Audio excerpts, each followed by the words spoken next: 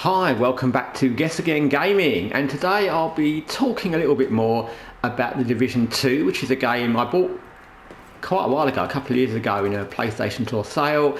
I played it quite a bit, then I uninstalled it and I started playing it again maybe 2 or 3 weeks ago, and I've really enjoyed playing it again. I enjoyed it when I first started, but it was hard for me. I got killed a lot and the game took up a lot of space on my memory, on my extended memory actually, and I decided that it was just a game that I didn't play enough to be worth keeping it installed. But then recently I thought, I remember quite liking it, let me try it again, and I do like it.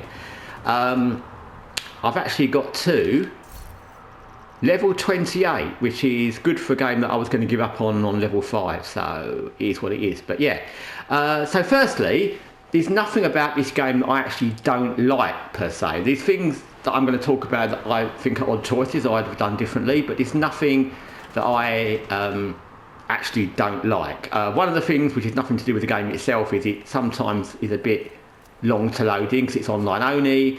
Not often. Once I couldn't load it at all, but again that happens with games that are online only or games crash, and I've never had this game crash, so it is what it is. Okay, so firstly let me just work out where I'm going before I get killed. I was going to do this mission here where you have to save this guy, Beekeeper Jeff, but I've done that with this mission and got killed, and it got annoying because it's like in some other games, and they do their best to get killed. There's a part near the end where you have to protect him, and all he does is run around in front of the people shooting at him, and he's really irritating. There's quite a lot of missions like this where you've got to rescue somebody, but generally they fight back, or they're hiding, or they're in cover. But this time the guy just kind of when I did it, he just ran around in front of people and got himself killed, and I just thought, let him die. So I will do that again at some point, but let me just go to somewhere nice and simple. There's nowhere nice and simple near here, but we'll go in that direction and see what's cool. Actually, we'll just walk around a little bit. I think we won't necessarily get to there because this is a very hard game to concentrate on making a video while you're fighting, I think, or it's going to be for me. So anyway, things that I think are a bit odd, like I said, not that I don't like, but just a bit odd. So there's a few to do with combat. Number one is, and I've noticed this in a lot of the missions, you get an option during every segment of the mission is usually broken down segments. You break into the courtyard, for example, then you finish killing the enemies there, and you break into the main building, kill the enemies there, go into the basement, kill the enemies there. And between each segment there's usually a part, I think in 95% of the missions I've played, where after a segment you get this thing where there's a restock chest, and you restock. To be honest, I've never run out of ammo anyway, so I don't know if that's necessary. Maybe you do if you shoot a lot, or later on in the game, I don't know. But you pick up if it had those killed enemies drop loot, and they dropped ammo, which they do, but they just dropped all the ammo you needed, or there was just no ammo refilling anyway, you just had unlimited ammo. Because what it does is it triggers or telegraphs you when you're going to run into the next lot of enemies, and I think it would be much more realistic to the feel of the game and make it much more tense if you didn't know that you'd run around a corner. Is that somebody over there? Oh, it's some of our guys. If you didn't know, oh no, it's not some of our guys. If you didn't know that you were going to run into enemies through the next door, because that kind of spoils some of the tension. And lots of games have that kind of thing when you're doing different bits of places and you run into different areas, but they don't telegraph where you're going to meet the next group quite like that. Just look, our guys handle that. They can handle that. You can handle that, guys, yeah? So that's one odd little choice. Maybe we'll see if we can shoot this guy out. Where is he? Yeah, have that. So yeah, that's that. Next thing, which is a bit odd, is you can't shoot out spotlights, which I think is very odd. First time I did it, I thought I just missed the spotlight, but you can't shoot out spotlights, which for a game like this about military and snipers, and it's very odd because there've been plenty of times where I've gone to an enemy area in the dark and they've had numerous spotlights. In fact, they all seem to like spotlights. but you can't shoot them out. Like, so yeah, you still have to have some kind of moonlight or maybe some kind of natural lighting from the buildings around. But again, I think not being able to shoot out really bright spotlights is kind of odd. So that's number 2. I also find occasionally it's hard to know what you can jump on and jump off, because it's not as simple as everything you can jump off and everything you can jump up on. And when you're in close combat, sometimes you run to something and you find you can't actually jump off it or jump over it or jump up on it. Not a lot, but I found that. So it's easy when you're doing it like this and you can see the little circle and you can jump over that, you know you can. And when you're positioning yourself before a mission, it's very easy. But while you're in combat and you think, oh, I can jump up on that, we can jump up on that, but sometimes you can't. That's a little bit irritating. Again, not shockingly irritating, just another thing I found as I'm playing. And like I said, I'm playing this as a person who's never played this kind of game before, and so I'm looking at it as from the view of other games I've played or what you can do in other games.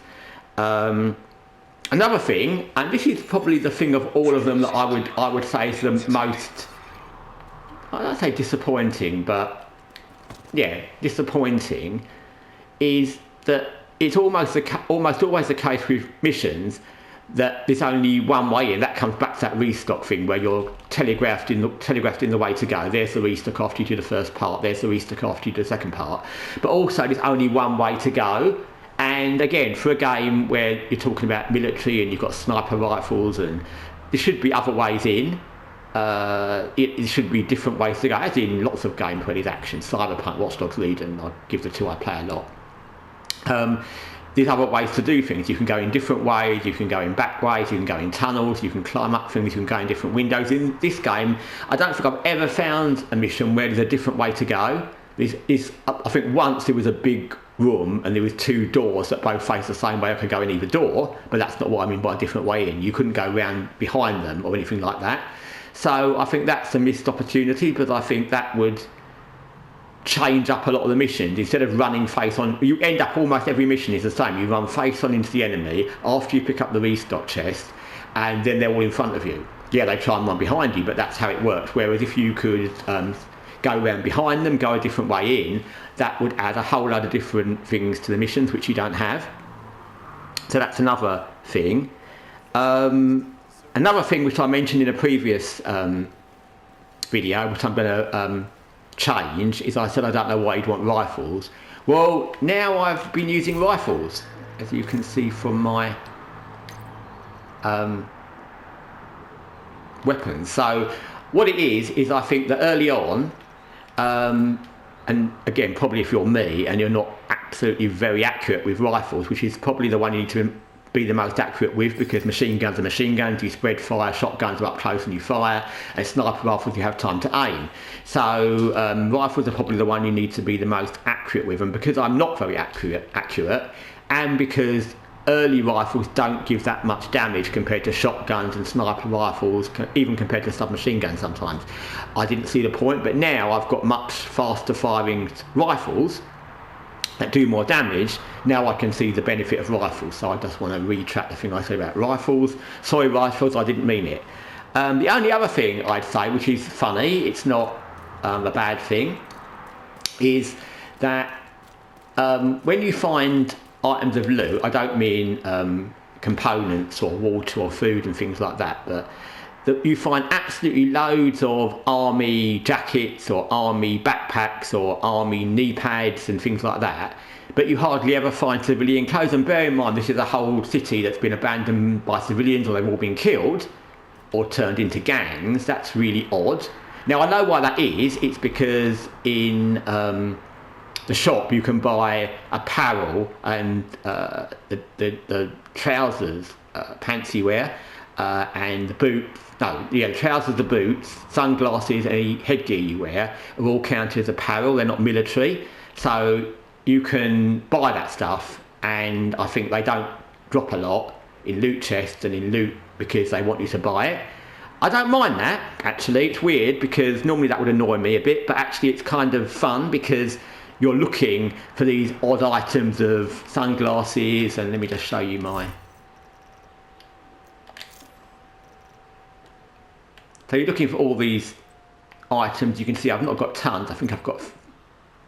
But, you know, I've made this... but not look military exactly, because I think that kind of fits with the theme for what I want to do anyway. But yeah, at the beginning I was just playing a army grunt, but now I feel I kind of have a style for my character and I know what I want.